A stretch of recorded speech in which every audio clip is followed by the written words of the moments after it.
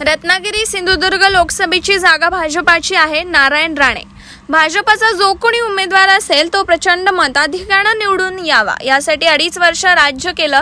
त्यांनी या कोकणासाठी काहीच केलं नाही. त्यामुळे विकासाचं परिवर्तन व्हावं यासाठी भाजपाचा खासदार निवडून येणं आवश्यक आहे. उमेदवार निश्चित होईल. आमचा भाजपाचा कमळाचा प्रचार सुरू आहे. त्यामुळे आम्हाला काही अडचण नाही. उपमुख्यमंत्री देवेंद्र फडणवीस यांना कोणीही भेटू शकतो, तुम्हीही भेटू शकता. या जागेबाबत सगळं ठरलेलं आहे. एका व्यक्तीच्या सांगण्यानं अवघड मी मानत नाही. आम्ही अवघडचं सोपं करू एवढी ताकद आमच्यात आहे. सोपं करू, कोणी उगाच काही गोष्टी बोलू नयेत. महायुतीमधल्या पुढाऱ्यांनी तर बोलूच नयेत आणि अपशकुन पण करू नये या मताचा मी आहे. मोदी साहेबांची हॅट्रिक होईल. 400 खासदार निवडून येतील.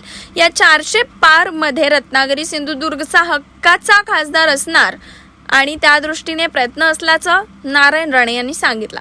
Bureau report, SBN Marathi, Ratnagiri.